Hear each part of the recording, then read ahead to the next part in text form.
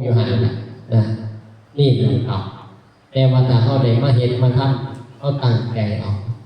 มันใช่หนีได้ดีเด้นะเมื่อเดือนแห่งเป็นมือกดหนีเด้นะเทวดาเห็นเขาโอ้ยอนุโมทนาสาธุบุญเห็นความตั้งใจ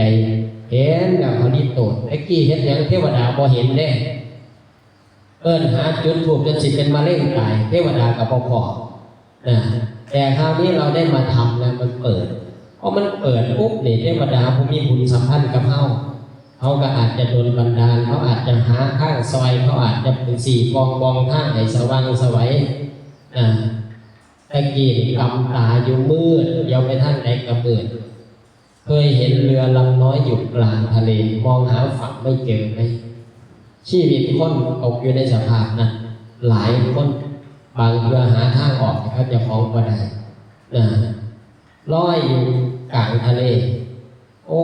ยเบิ่งโหลดทะเลมันกว้างใหญ่ไพศาลทำไหนมันเป็นเรือลำหน่อยๆจังสิหลงย่ำไหน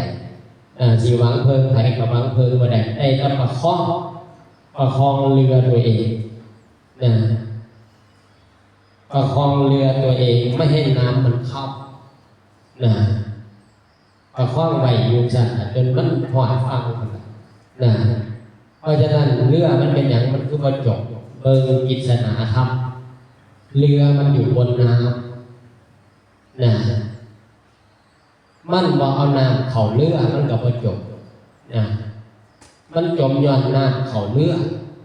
เพราะฉะนั้นชั่วโมงนั้นเขาต้องพยายามดูแลตัวเองให้ดีที่สุดอย่าให้น้ำมันเข้าเรือได้ตรงไหนมันหัวกับปิดหูมันไหวหาวิธีปิดหูบ่เห็นบอกตั้งแต่สีหัว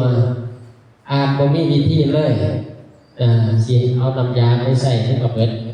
เอาหยังไปปิดตั้งแต่สีกูเจ้าหมาฝรั่งเขี่ยวไปเขี่ยวมากเพื่อนก็ออกบอกว่าถือเอายุ่งหมายฟ้องเราพี่บุญสังกะสีไว้เอาหมาฝรั่งไปบุญสังกะสีถ้าขณะที่เขาเห็นอย่างเนี่ยมันจิเกิดปัญญาไปนั่นเกิดปัญหามันทำให้เราเกิดปัญญาแต่ก็เชื่อว่าบุญนี่เขามาเห็นเอาบุญแล้วบุญนี่หลังสิเป็นโตครับโตสู้โตครับเพื่อนเข้าต่อจากนี้ไปพระอาจารย์เห็นบุญพระอาจารย์ก็ได้ไปหวัง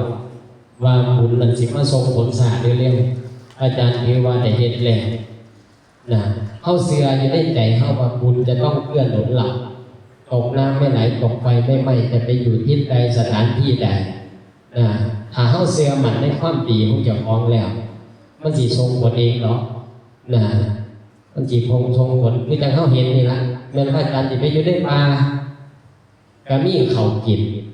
อาจารย์จีมาอยู่นี่ก็มีเขากินมันจีมีเทวดาน้ำเลี้ยงน้ำเกียเขาหรอกก็ได้ไปคิดอย่างเม็ดน้ำแนวอยู่แนวกินเวลามันมาอีกมันเป็นทิพย์มันเป็นบุญที่เขาเคยเห็นไว้ถ้าเขาบอกเคยเห็นไว้มันเป็นพระก็บ่มีเขาสันด้วยกันเด้มันมีแนวปิดแนวบางคนสีใส่บาตรเขาก็เลี้ยวบ่เห็นบางคนสีใส่บาตรเขาเห็นว่าเขามีเก็บบาตรเขาก็บ่ใส่ก็เอาใส่องค์อื่นมันมีแนวปิดแนวบางแบบนั้นขนาดเป็นพระนี่ถ้าเป็นพระที่มีกรรมหลายร่วมเดียวก็เห็นสับอื่นว่าท่านสับเอาเงินไปเราบอกเพราะว่าสีใส่บาตรว่าท่านสับเห็นบอก